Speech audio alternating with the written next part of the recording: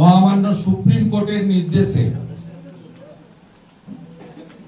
এবারে 28 তারিখের ভোটার তালিকার পরে যে সমস্ত সন্দেহজনক ভোটার থেকে যাচ্ছে তাদের ডকুমেন্টেশন ঝাড়াই বাছাই যাচাইয়ের কাজ করবেন অর্থাৎ জুডিশিয়ারি, যার নেতৃত্ব দেবেন কলকাতা হাইকোর্টের সম্মানীয় প্রধান বিচারপতি মহোদয়।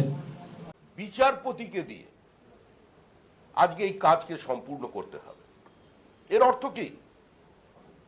এর অর্থ হলো কি আমাদের প্রশাসকদের অযোগ্যতা, তাদের বিশ্বাসযোগ্যতার অভাব, নাকি প্রশাসনের সম্পূর্ণ রাজনীতিকরণ, যার উপরে বর্তমানে সুপ্রিম কোর্ট কোনো আস্থা রাখতে পারছেন না।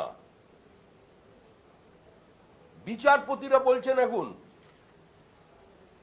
যে তাদের নিরাপত্তার প্রয়োজন আছে, অর্থাৎ এ রাজ্যে জুডিশিয়ারি ইজ আন্ডার থ্রেট। বিচারপতিরা পর্যন্ত নিরাপত্তাহীনতায় ভুগছেন। বিভিন্ন ডিস্ট্রিক্ট কোর্টে বিচারপতিদের বেল না দিতে বাধ্য করার জন্য চাপ সৃষ্টি করা হচ্ছে। আজকে দুর্ভাগ্যের বিষয় এটাও যে বিচারপতিদেরও বাইরের রাজ্য থেকে নিয়ে আসা হচ্ছে। এসআইআর প্রক্রিয়ার নজিরবিহীন যে রায় সুপ্রিম কোর্ট দিয়েছে, ব্যতিক্রমী রায়, সেই ভিত্তিতে আমি দুটো তথ্য আপনাদের কাছে দিচ্ছি। যেভাবে বিভিন্ন সাংবিধানিক বডিকে একদিকে ভয় দেখানো হয়, অন্যদিকে ম্যানেজ করার চেষ্টা করা হয়। প্রথমে ম্যানেজের চেষ্টা হয় যখন ইলেকশনে অবজারভাররা আসেন। পুলিশ অবজারভার হতে পারেন, সিভিল অবজারভার হতে পারেন, জেনারেল অবজারভার হতে পারেন, অথবা অ্যাকাউন্টসের অবজারভার হতে পারেন। তাদেরকে যেমন প্রথমে ম্যানেজ করার চেষ্টা করা হয়, পরে তাদেরকে ভয় দেখানো হয় এবং প্রয়োজন হলে ব্যক্তিগতভাবে আক্রমণ করা হয়। এই রাজ্যে তৃণমূল কংগ্রেস একইভাবে কলকাতা হাইকোর্টে দুর্নীতির বিরুদ্ধে, স্বেচ্ছাচারিতার বিরুদ্ধে, সংবিধানকে বাঁচানোর ক্ষেত্রে যে বিচারপতিরা তাদের মেরুদণ্ড সোজা রেখে তারা লফুল বিভিন্ন জাজমেন্ট বা অর্ডার দিয়েছিলেন, তাদেরকে কিভাবে আক্রমণ করা হয়েছে আপনারা জানেন।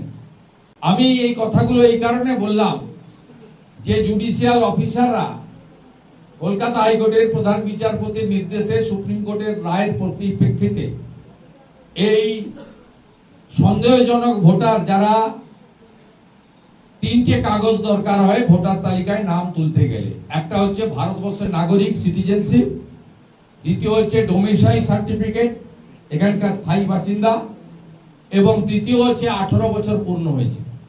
ইলেকশন সেল পূর্ব মেদিনীপুর তারা গতকাল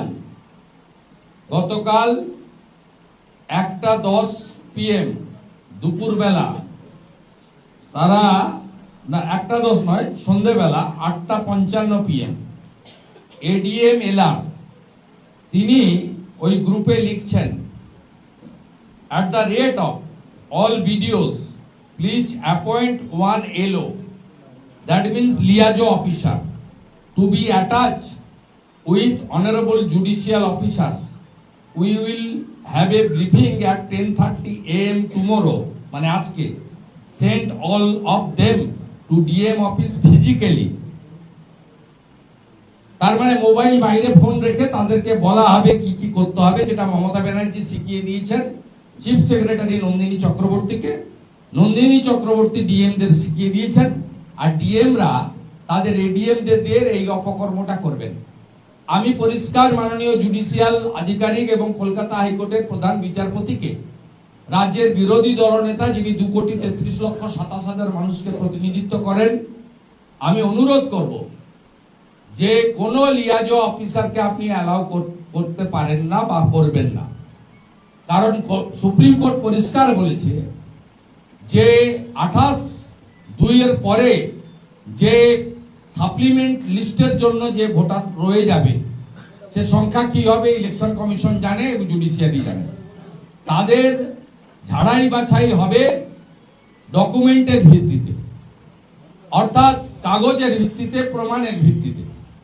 এবং সেক্ষেত্রে জুডিশিয়াল অফিসাররা হচ্ছে চূড়ান্ত সিদ্ধান্ত অ্যাকসেপ্ট অর রিজেক্ট করবেন। তাদেরকে দুজন সহযোগিতা করবেন, একজন ভারত সরকারের যে কর্মচারীরা আধিকারিকরা এসেছেন মাইক্রো অবজারভার তারা থাকবেন, আর আরেকজন থাকবেন রাজ্য সরকারের দেওয়া গ্রুপ সি যারা অফিসার্স তারা। কিন্তু সেখানে লিয়াজোর কথা বলা নেই। এই লিয়াজো আমরা দেখেছি পুলিশ অবজারভার জেনারেল অবজারভারদের সঙ্গে বিশেষ রাজনৈতিক দলের লোকেদেরকে লিয়াজো করা হয় এবং তারা লিয়াজো অফিসার হিসেবে প্রথমে ম্যানেজ করার চেষ্টা করেন, পরে যদি কথা না শোনেন ম্যানেজ না হন বাধা দেওয়ার চেষ্টা করেন।